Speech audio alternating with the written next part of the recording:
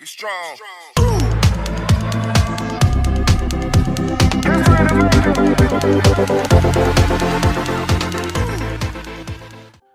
नमस्कार दोस्तों, आज का वीडियो बहुत इंटरेस्टिंग होने वाला है क्योंकि मैं आपके सामने कुछ ऐसी जानकारियां प्रस्तुत करने वाला हूं जो कि आपको जानना बहुत ज़रूरी है।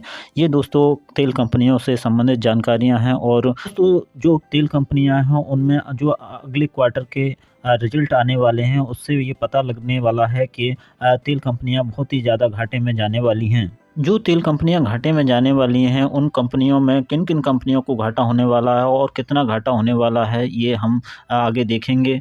देखिए दोस्तों जो ये जानकारी मैं देने जा रहा हूँ ये काफ़ी महत्वपूर्ण जानकारी है और इसको वीडियो को स्किप मत करना। यहाँ पे मैं देखिए फंडामेंटल आईओसीएल के दिखाने जा रहा हूँ और ये जो फंडामेंटल हैं देखिए यहाँ मार्केट कैप जो आईओसीएल का दिखा रखा है 95,318 करोड़ का मार्केट कैप आईओसीएल का है। करंट प्राइस 67.50 का है और हाई और लो जो बनाया है इसने 94.50 और 65.20 का लो बनाया है। स्टॉक पी जो आपको दिखाई दे रहा है यहाँ पे 4.79 का है। बुक वैल्यू 94.60 की है और डिविडेंड यील्ड 12.40 का है 40। और यहाँ हम देखें तो ROCE 15.60% है और ROE 20.40% है। फेस वैल्यू 10 रुपये की है। तो हम आईओसीएल के प्रोस एंड कॉन्स को भी देख लेते हैं। देखिए ये stock is trading 0.71 times it's book value, तो ये बुक वैल्यू से 0.71 टाइम्स ट्रेड कर रहा है। और देखिए यहाँ stock is providing a good dividend yield 12.50% का, तो यहाँ पे 12.50% का इसमें डिविडेंड यील्ड देखने को मिल रहा है। Company is expected to good quarter, तो कंपनी क्वार्टर अच्छे देने वाली है। The company has delivered a poor sales growth of 10.16% over fast 5 year, तो ये 10.60% से ज़्यादा के जो इसने सेल्स ग्रोथ नहीं दिखाई है। तो कंपनी अब दोस्तों हम बीपीसीएल के फंडामेंटल को भी देख लेते हैं। देखिए यहाँ पर मार्केट कैप देखें तो यहाँ पे 66,000 करोड़ का मार्केट कैप हमें बीपीसीएल का दिखाई दे रहा है। करंट प्राइस 304 का है और हाई इसने बनाया है 470 का और लो बनाया है 293 का। स्टॉक पीई जो है 22.60 का है और बुक वैल्यू पर शेयर 240 की है। डिविडेंड यील्ड यहाँ 5.27% का है और ROCE 15.60% है।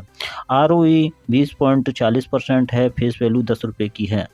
दोस्तों मैंने यहाँ पे बीपीसीएल के प्रोस और कॉन्स को खोल रखा है और देखिए यहाँ पे जो बीपीसीएल के प्रोस और कॉन्स हैं, यहाँ पे प्रोस देखते हैं तो the company is expected to good quarter, तो ये अच्छे क्वार्टर की उम्मीद की जा सकती है। Company has been maintaining a healthy dividend payout 79.20%, तो 79.20% का डिविडेंड पे आउट करने वाली है कंपनी। द कंपनी प्रोस में देखते हैं तो company has delivered a poor sales growth 11.50% over 5 past year, तो यहाँ पे पिछले 5 साल में जो इसने सेल्स ग्रोथ दिखाई है वो 11.5 की दिखाई है।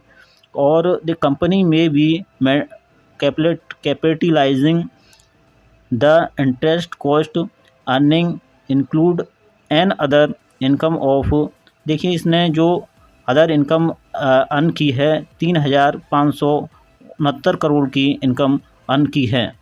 दोस्तों मैं अब जो फंडामेंटल बताने जा रहा हूँ, जो दिखा रहा हूँ फंडामेंटल, वो एचपीसीएल के फंडामेंटल हैं। देखिए यहाँ पे मार्केट कैप देखें तो एचपीसीएल का 30,449 करोड़ का मार्केट कैप देखने को मिल रहा है। वहीं करंट प्राइस 215 का है और हाई जो बनाया है 355 का है, लो बनाया है इसने 206 का। स्टॉक पी देखा जाए तो यहाँ शो नहीं किया है। बुक वैल्यू की देखी जाए तो यहाँ 292 की बुक वैल्यू है और डिविडेंड यील्ड 6.757% का डिविडेंड यील्ड है। ROCE 11.60% का है और ROE 18.10% का है। फेस वैल्यू इसकी 10 रुपये की है। दोस्तों HPCL के प्लस एंड कॉन्स को भी देख लेते हैं। Stock is trading 0.74 times it's book value. तो दोस्तों ये 74% बुक वैल्यू से 0.74% बुक वैल्यू से ऊपर नीचे ट्रेड कर रहा है। Company is expected good quarter, company जो है एक्सपेक्ट करती है गुड क्वार्टर रिजल्ट देने की। दोस्तों कंपनी जो डिविडेंड पे करती है वो भी बहुत अच्छा पे कर रही है। 38.20% का डिविडेंड यील्ड देखने को मिल रहा है। अब कौन पर देखते हैं कौन में क्या है। तो यहाँ देखिए company has low interest coverage ratio. तो यहाँ लो कवरेज कर रही है इंटरेस्ट को, और the company might be capitalising the interest cost. दोस्तों यहाँ चार कंपनियों के क्वार्टरली परिणाम यहाँ दिखाए गए हैं। तो यहाँ चार कंपनियों के किस तरीके के परिणाम हैं देखिए। यहाँ पे हम नेट प्रॉफिट की बात करेंगे।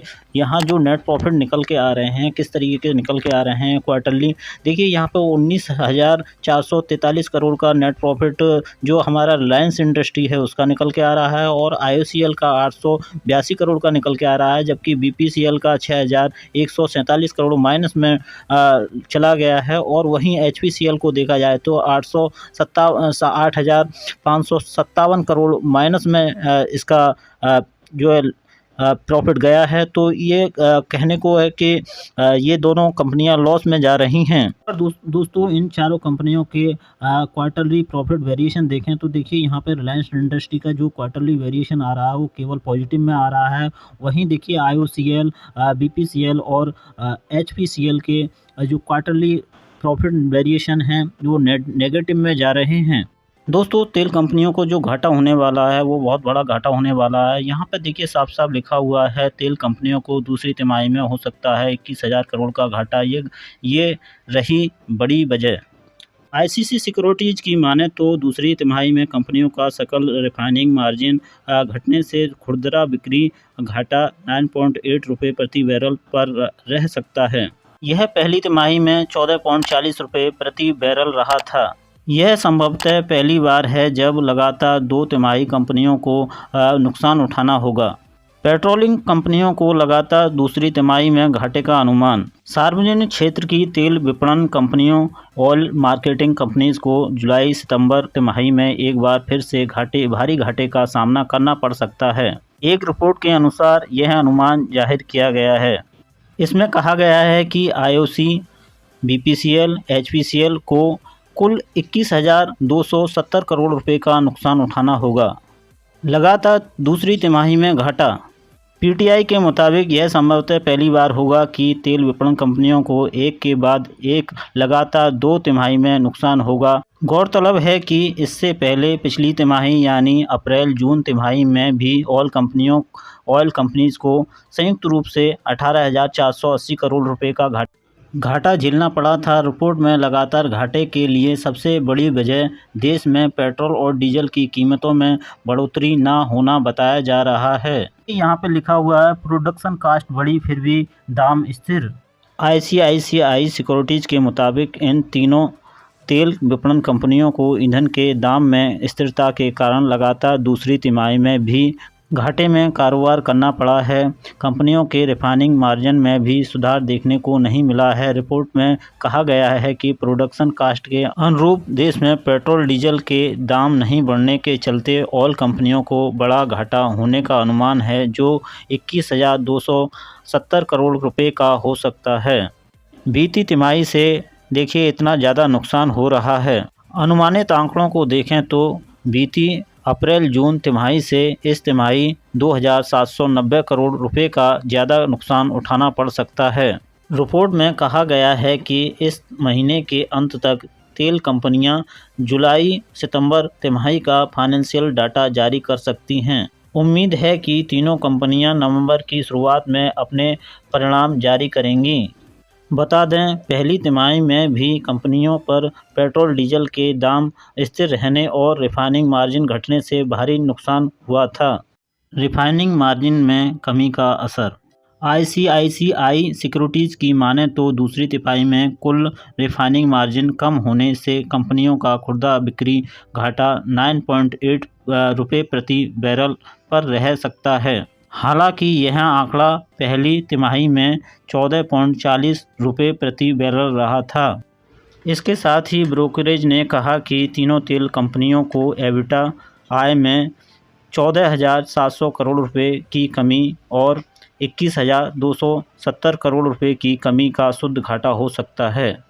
दोस्तों, जो मैंने आंकड़े दिखाए हैं वो बहुत बड़े घाटे की ओर इशारा कर रहे हैं और जो क्वार्टरली रिजल्ट आने वाले हैं उसको देखते हुए ये घाटा हमें देखने को मिल सकता है। अगर दोस्तों लंबे समय के लिए निवेश करना है तो इनमें निवेश कर सकते हैं। अगर शॉर्ट समय के लिए निवेश करना है तो इसमें करना निवेश उचित नहीं होगा। अगर दोस्तों मेरी जानकारी आपको अच्छी लगी हो तो वीडियो को लाइक करें, चैनल को सब्सक्राइब करें, बेल आइकन दबाएं, जिससे कि कोई भी नया वीडियो आता है तो उसकी नोटिफिकेशन आपको बराबर मिलती रहे। फिर मिलता हूं एक अच्छे और दमदार वीडियो के साथ। जय हिंद, जय भारत।